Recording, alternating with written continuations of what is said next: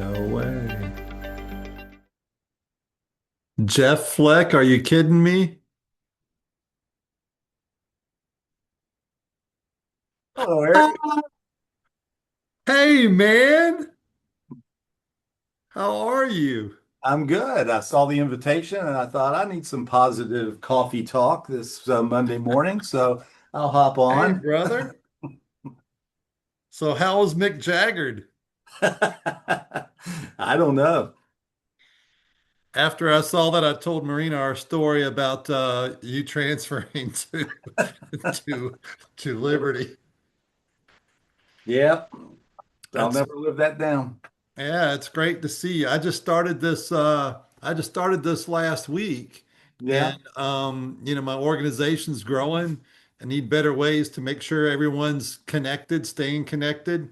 Well, I know And you're I'm seeing involved that in people real. are not being admitted automatically. That needs to happen. Yeah.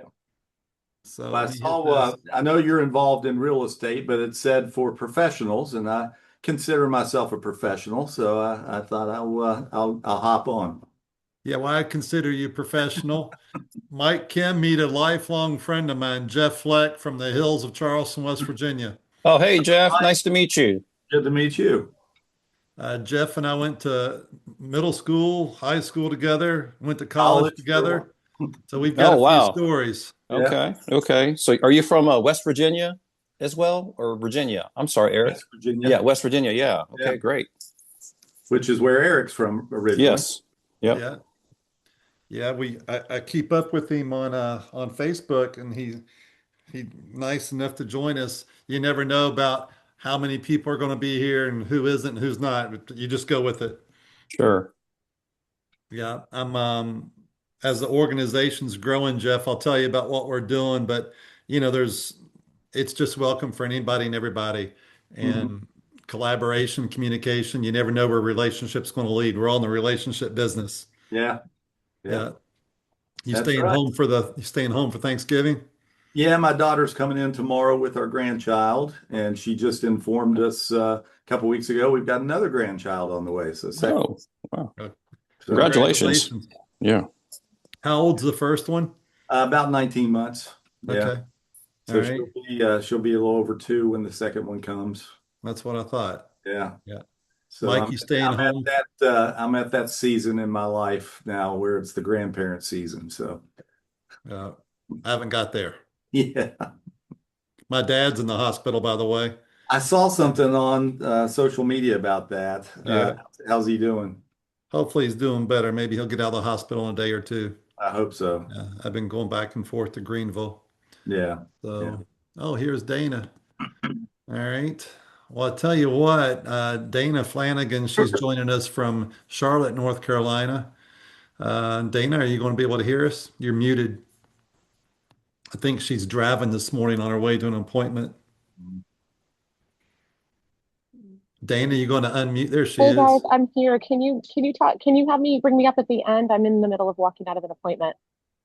Okay, no, we just wanted to say hello. If you wanted the Hello, floor, you hello. can say hello to everybody real quick. Hi everyone. Hello. Hello. How's it going? Happy Good. Thanksgiving week. Oh, definitely. Well, I'm just listen, gonna mute myself until I get out of here, guys. Thank you. yeah, sure. Uh, you may have seen on my channels, I've been putting out a 7 series lessons from the hayfield. I'm just going to kind of give an overview of lesson two. It's timing is everything. There's a famous quote out of Ecclesiastes: "There's a time and a purpose for everything under heaven," and that's true. And in our transactions, in our relationships, as we negotiate, as we solicit, as we grow with other people, the timing of what we do and when we do it is really important. Sometimes you can do the right thing, but it may not be at the right time. So, with that kind of as a theme for today, and as we come into this timing of Thanksgiving, just kind of open the floor. Maybe someone can share something where you did something, it was the right thing to do, but it wasn't the right time. Maybe something like that comes to mind. Or you had an opportunity to do something, it was the right time and you didn't. that probably stands out more than the other. So just kind of open it up and let anybody share a thought along those lines.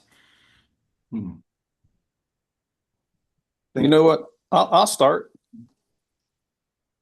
Go Hello? for it, Oh, Mike. okay. Yeah, yeah. So about I don't know, for a while, Eric, you and I talked about this. I've been kind of involved in our family investments or investing for a while, kind of on and off with my corporate job, but always had an inclination to get into commercial real estate full time. Being an agent or a broker at some point. So I had this whole plan to have something in place, maybe a year later than what I initially planned, but kind of due to the current situation, it just got accelerated. So that's how I, came to be with the EXP early this year and kind of met you, Eric. So I guess it was kind of planned, unplanned, but it just happened maybe a few years earlier hmm. than I thought it would happen. How about you, Jeff? You had a thought? I'm still kind of thinking about that. Just looking back at my life, at the timing of things. There's things that I wished would have happened sooner. Just to give a little bit of my background, I'm the director of the State Retirement Board for the state of West Virginia, and I've been in that role since 2011. And it's the role that I feel like I was kind of made for. But prior to working for the state of West Virginia, I worked in the healthcare industry for about 20 years. And so, I went back to school when I was 40, got my master's degree, got an MBA, and I never would have gotten the job that I have now if I hadn't gone back and gotten that master's degree. So the timing there, maybe I should have gone back a little earlier, gotten that master's degree. Maybe some other doors would have opened sooner, but I just feel like, this is the path that God's had for me. And the timing, God's timing is always perfect, and it's worked out. I feel like I've been led to where I am now, and I'm just thankful in this Thanksgiving week Mhm. for where I am and how I got here. Yeah, I think we do ourselves a disservice if we look over our back and we think too often about, I could have, I should have, why didn't I? And, that's just all behind you. You Hmm. still can. You still can move forward. You talked about getting your master's degree at 40. I went and got my CCIM at 56. And it was the hardest thing I had ever done as far as a curriculum. It was challenging, but it's paid dividends for me already. Yeah. Um, so sometimes we kind of beat ourselves up for something we didn't do at the right time, but the pages of tomorrow have not been inked. Yeah. Everybody's page tomorrow is a white sheet of paper. Mr. Markel Blunt, we're talking about timing. That there's a time and purpose for all things under heaven. And, I was riding my bike a couple of weeks ago, as many of you know, and I caught some video footage of them baling hay and working the fields. And I took all this pictures and imagery, and I created this 7 series lessons from the hay field. If the farmer bales too late, the hay is no good. If he bales too early, it hasn't dried out yet. If he does it when it's wet, it's going to mold. So, Markel, share a thought, maybe something you did that you took advantage of the right timing and it was, and you could see it was the right timing, maybe, and or an example of something you wish you'd have done that taught you a lesson you could have acted, but you didn't. Oh man, that's loaded. Well, there's plenty that you think you should have done this, like invest in Amazon when I knew it was going to be something exciting 20 20 plus years ago. Yeah. Google as well. When Google came out with the Google Toolbar, which went right on Internet Explorer before it was a public company, I remember thinking, this is amazing, and if I ever had the opportunity, and so things like that, which is a long time ago. I think timing though, for me, I on one end, I think what I'll share. I wish I got into real estate a lot sooner, early in my career. I think, and when and like right now, I focus on the funding, but I've been a licensed broker since 2013. Um, and I think it's just like, seeing the run up of like opportunity to acquire property in the early 2000s and just year after year after year and not, I went from like, all right, Sunday morning infomercial about, some real estate program, then you could be an entrepreneur and buy real estate. And I'm like, oh, that's great. And then it was like, well, there's a three, instead of doing a single family, you should do a three family, three unit and do multiple, and I'm like, okay, great. And then it's, you should invest in syndications in apartment buildings. And so I went through like this whole process of trying to level up without actually buying anything at the time. And so if I could go back, I would take advantage of partnering with folks to do just like I'm doing now, partnering with somebody who's done it instead of thinking that I had to do it by myself and not have all the answers, which you never do. I will partner with people that are really good at what they do so that I can focus on what I do, which is connecting the dots, meeting new people, telling the story, um, you know, building relationships. And so that, I feel like I missed out on that, but that's part of the lesson. So where I am now, 2026 is going to be huge because I've settled into this model of, I got EXP here, I've got my funding business here, and I'm really combining it and bringing it all together and help grow this thing and be part of your team, Mr. Clark. Yeah. But speaking of timing, did you ever jump off sides? No, actually. Uh, Well, as an op, I had a, not on defense. No, all uh, right. So I had a Jeff, a cool fact. illegal procedure as an offensive tackle in high school, but that's just once or twice. That's easy. Jeff, the cool fact, and I'm sure Markel's probably already sent you a text of him sacking Donovan McNabb, so we can talk about that later. John Cowden, we're talking about timing and the importance of it in our activities personally, professionally. Maybe you can share a thought where you want to have better timing. We've had some other examples, but I'll let you take the floor. What's something you're thinking about where you want to have better timing? John's down in Tampa, Florida, by the way. Yeah, I'll shift gears a little bit and go into where you spend your time as what I'm juggling now. Just lining up financing for deals, spending time on finding deals, and then lining up financing. So meeting investors. It's a lot to juggle. And I think my time is best spent where I want to spend my time is putting the deals together, and I want to connect and make avenues to find funding. So that's really, that's all I can think about at this time. So one of the purposes of this effort, this Clark Coffee Huddle, is where people gather intentionally to come together, refocus, collaborate, and encourage others. And one way that we do that is by sharing what the need is. John, you just did that, and on this call are two capital market individuals, right?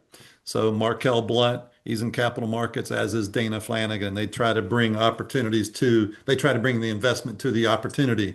So here you can reach out to both and those conversations can start. And that's really what I'm trying to do here with this. It's not necessarily have to be 30 minutes. It's really a time to all of us together, collectively together, encourage one another, speak truth to each other, collaborate, encourage, and provide an intentional place.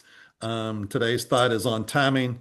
And, I pray that each one of you be wise in your timing and your decisions today. How and when and where you deliver something is really important. And you could have the right idea, but deliver at the wrong time. You could have the right thought, but say it at the wrong time. Um, you know, I tell my sweetheart when we lay down at night and it's time to go to bed, don't ask me a question about, you know, well, tough life situations. That's not the time for me to talk about that. Last thing I want to do before I go to bed at night is open mail. That's just me. I want to open mail in the morning, right? Not at night. So I'm watching the Steelers who are horrible, and someone comes in wants to talk to me. That's terrible timing, right? So um, time and place for everything. Jeff, so cool to see you on here today. I mean, that's just awesome. Well, Jeff, like, by the I, way, I he's knew, I knew, it's probably mainly with people involved in real estate, but I thought, well, my old friend Eric's having a little get together. I'll just hop on, say hello, and uh, get some positive vibes for Thanksgiving week. If we got a dynamic individual on the phone, she's done a lot for corporations, privately held and publicly held, as far as coming in and doing some executive coaching. Dana Flanagan might be somebody, Jeff, you'd want to reach out and have her participate in some way within the state. But she's really dynamic at what she does and a good contact for you to have. Yeah. Yeah. Jeff and I, when we were in college, we could quote every line to the Rocky movies. We did it on a constant basis. We could do every line, and we would practice it out, and people thought it was hilarious. Dana, you going to say hello real quick? Hi, good timing. How are you? Sorry, guys, I'm out running errands today. It was the only time I had. So All I wanted right, to pop on here and say hello to everybody. give us one golden nugget for timing. I know you got one. Well, your network is your net worth, right? So be connected, network with people, put yourselves in rooms where you're going to elevate and you're always constantly growing. And I'm sure everybody on this group is not new to that. So, um, just step outside of your comfort zone and learn something new and continue to keep learning. And I'm constantly around new opportunities and people that are inspiring me to do better and be more every single day. So, and I'm so glad that I got to meet Eric here more recently, and he's been a wonderful new connection and friend now. So I hope to get to know some of you better as well. And happy Thanksgiving, everyone. Thanks, Dana. Be Thanks. careful as you're out and about and driving. All right, Yes. well, that's it for today. Real quick, agentsgetfree.com. That's Tom Trung's landing page, agentsgetfree.com. Events, training, it's all there. Networking is there. Also, plug into Jim Huang, Huang, his Renaissance calls on Wednesdays and Fridays if you are not. And then Keith's commercial crowd on Thursdays. I want to continue to plug that. Here, we're going to create a go-to WhatsApp channel and putting a theme together. It's probably going to be called Expect More Network. It's just going to be another landing page for everyone to go to. Look for a QR code coming out soon that will drive you to that WhatsApp page. Also, here we'll start having some announcements, recognitions of what people have achieved and accomplished. We'll welcome new people on with a picture of them so you can see who they are. And it's just a place where we can intentionally grow together. So that's all I got for today. Oh, Daniel Ing, I was on his call earlier this morning. He was talking about being thankful during the Thanksgiving season, and he had people go around and share something that they do each year. And I'm not one who practices a lot of traditional things. There's one thing I do, and it just happens to be this week that I do it. Uh, I started doing this about 20 years ago. Instead of having a prayer at the Thanksgiving meal, I read the Psalms 100. So maybe something to think about just before you partake of that meal to read out loud the Psalms 100. It's a grateful prayer of Thanksgiving. So boom, that's my gold nugget for the day. All right, everybody go be awesome and keep in touch.